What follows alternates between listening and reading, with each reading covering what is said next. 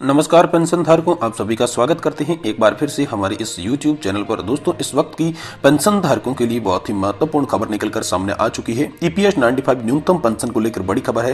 Pensioners के लिए खोली सरकार की कलाई। जी हां दोस्तों, आप सभी के लिए बहुत ही इंपॉर्टेंट खबर जो आ चुकी है, इसके बारे में भी बात करेंगे। साथ ही दोस्तों, EPFO की हायर पेंशन को लेकर बड़ा खबर है। जी हाँ दोस्तों, EPFO के हायर फैसले पर दी दोस्तों कर्मचारियों को बड़ी राहत। ज्यादा पेंशन की डेडलाइन को बढ़ाया। जी हाँ दोस्तों, ज्यादा पेंशन की क्या डेडलाइन बढ़ी है। साथ ही साथ दोस्तों, आप सभी के लिए कर्मचारी भविष्य निधि संगठन ने एक बहुत बड़ी खुशखबरी जारी की है, जिसमें सभी कर्मचारियों की पेंशन की राशि में हो सकती है भारी बढ़ोतरी। तो आखिर कितनी बढ़ोतरी होगी, क्या क्या बढ़ोतरी की जाएगी। और साथ ही में दोस्तों, वित्त मंत्री ने 22 दिसंबर को बुलाई सरकारी बैंकों की प्रमुख बैठक। इन मुद्दों पर हो सकती है चर्चा। तो आखिर कौन कौन से मुद्दों पर चर्चा की जाएगी, इसके बारे में बात करेंगे। साथ ही दोस्तों, एनपीएस और ओपीएस को लेकर कर्मचारियों की पुरानी पेंशन स्कीम को लेकर आरबीआई की ओर से एक बड़ा अपडेट आया है, जिसके बारे में भी दोस्तों आज की इस वीडियो में हम आपको बताएंगे। इसलिए दोस्तों, आपसे निवेदन है कि आप इस वीडियो को लास्ट तक जरूर देखिए। सबसे पहले हम बात करेंगे ईपीएस 95 न्यूनतम पेंशन पर क्या बड़ी खबर है। पेंशनर्स के लिए सरकार ने आखिर कैसी कलाई खोली है, क्या बड़ी अपडेट आप सभी पेंशन धारकों के लिए, ईपीएस 95 पेंशन धारकों के लिए निकलकर सामने आ चुकी है। सबसे पहले इसके बारे में बात करेंगे। इससे पहले दोस्तों, आप चैनल को सब्सक्राइब कर दें और वीडियो को लाइक करके अपने पेंशन धारक मित्रों दोस्तों के साथ शेयर करें। तो चलिए जानते हैं पूरी अपडेट को विस्तार से इस वीडियो के अंदर। दोस्तों, एक दूसरे को समझाने की कोशिश कर रहे हैं यहाँ पर ईपीएस 95 पेंशन धारक। जी हाँ दोस्तों, पेंशन बढ़ाने की मांग को लेकर सरकार की सोच और उनके दावों पर आईना दिखाई दे रहा है। सोशल मीडिया पर लगातार ईपीएस 95 पेंशन धारकों को कमेंट्स कर रही हैं। दोस्तों, एक पेंशनर्स एम रवि की सरकार को काम के जो अपने शब्दों में समझाया है, उन्होंने लिखा है कि विभिन्न मंत्रालयों में कामकाज की समीक्षा के लिए एक सार्वजनिक लेखा समिति है। उस अभ्यास में एक भाग के रूप में है, वे विभिन्न कर्मियों को बताते हैं कि और सिफारिश भी देते हैं। ये सिफारिशें सरकार में बाध्यकारी नहीं है, ये सरकार का विशेषाधिकार है। इसे पूर्ण रूप से स्वीकारे, संशोधित और असंशोधित करने के लिए भगत सिंह कोश्यारी कमेटी की रिपोर्ट देखिए। समिति ने न्यूनतम पेंशन 3000 प्लस डीए की सिफारिश की। वैकल्पिक रूप से इसे दोस्तों ईपीएस 95 पेंशन धारकों को समाप्त करने और इसे एक वार्षिक योजना के साथ बदलने की भी सिफारिश कर दी थी। साथ ही दोस्तों, सरकार ने ऊपर किसी भी सिफारिश को स्वीकार नहीं किया है। सरकार ने अपने ज्ञान पर यहाँ पर 1000 रुपए की न्यूनतम पेंशन तय करने का निर्णय लिया, जिसके बाद सरकार, जो कि भाजपा सरकार द्वारा है, 1/9/2014 को लागू किया गया, वह दोस्तों अध्याय वहां बंद किया गया है। दोस्तों, ईपीएस के बारे में अन्य घटना क्या देखें तो दोस्तों, केरल के सांसद एनके प्रेमचंद्रन द्वारा एक निजी सदस्य का प्रस्ताव शुरू किया गया था। लोकसभा में लगभग 9 घंटे तक इस पर बहस हुई। जब मतदान के लिए रखा गया तो मंत्री ने सदस्य से अनुरोध किया कि वह श्रमिकों की शिकायत पर अनुकूल विचार करने के आश्वासन के साथ साथ बिल वापस ले लें। मंत्री दोस्तों जो थे, उसके बाद में यहाँ पर बदल दिया जा चुका था। दोस्तों, एनके प्रेमचंद्रन ने 8 वस्तुओं वाली श्रमिकों की शिकायत का चार्टर पीएम को सौंपा था।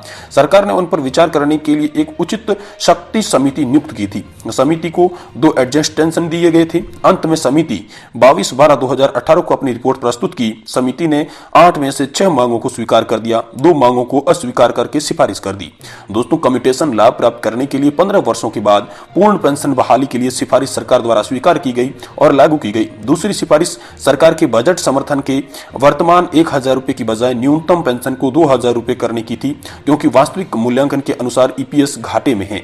दोस्तों, मेरी जानकारी के अनुसार अंतिम मूल्यांकन जो था वो दोस्तों 31/3/2019 को हुआ था। तो नवीनतम स्थिति का पता लगाने के लिए एक और मूल्यांकन की आवश्यकता थी। दोस्तों, 4/11/2022 के सुप्रीम कोर्ट के फैसले से ईपीएस कॉर्पस में और भी कमी हो सकती है। ध्यान दें कि कोश्यारी समिति का नेतृत्व खुद कोश्यारी एक भाजपा का नेता था, वही कर रहे थे। तो उनकी सिफारिश राजनीतिक विचार से प्रभावी भी हो सकती है। जब 1000 रुपए तय हुआ तो भाजपा नेता जावड़ेकर ने आपत्ति जताते हुए 3000 रुपए की मांग की थी। लेकिन जब 2004 में भाजपा सत्ता में आई तो दोस्तों उसे उसी रिपोर्ट का सामना करने के लिए इनकार कर दिया। जब आपका कोई काम करना होता है तो आपको पता चलेगा कि कितना मुश्किल है। बाहर से कुछ पूछना या सुझाव देना तो आसान होता है, लेकिन ये बीजेपी के नेता अक्सर करते हैं। पेंशन धारकों के साथ जो कोश्यारी कमेटी की रिपोर्ट थी, तो दोस्तों कोश्यारी खुद जो एक भाजपा के नेता थे, उन्होंने यहाँ पर सिफारिश की थी। और जब विपक्ष की सरकार थी तो पेंशन लागू करने की बात कर रही थी, लेकिन जैसे ही भाजपा की सरकार आई, यहाँ पर मुंह मोड़ लिया गया। लेकिन दोस्तों, दूसरी बड़ी खबर की बात करें तो दोस्तों, ईपीएफओ हायर पेंशन पर एक बड़ा फैसला है। ईपीएफओ के इस फैसले पर कर्मचारियों को बड़ी राहत मिल सकती है। ज्यादा पेंशन के लिए डेडलाइन को और भी बढ़ा दिया गया है। जी हां दोस्तों, ईपीएफओ के इस फैसले से कर्मचारियों को बड़ी राहत मिली है।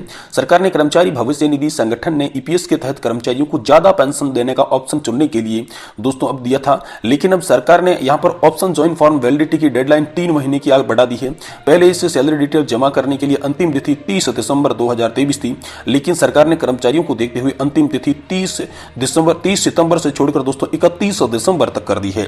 ये सुविधा सुप्रीम कोर्ट के दिनांक 4 नवंबर 2022 के आदेश की अनुपालना में पात्र पेंशन भोगियों के लिए थी। ये ईपीएफओ की ओर से ज्यादा पेंशन की सुविधा 26 फरवरी 2023 को शुरू की गई थी और इसे केवल 3 मई तक उपलब्ध रहना था, लेकिन जो ज्यादा पेंशन का ऑप्शन है वो दोस्तों आप सभी के लिए अब 31 दिसंबर तक रख दिया गया है। वहीं कर्मचारी भविष्य निधि संगठन द्वारा ज्यादा वेतन पर पेंशन के मकसद के विकल्प को वेरीफाई करने के लिए आवेदन जमा करने की सुविधा भी प्रदान की गई है।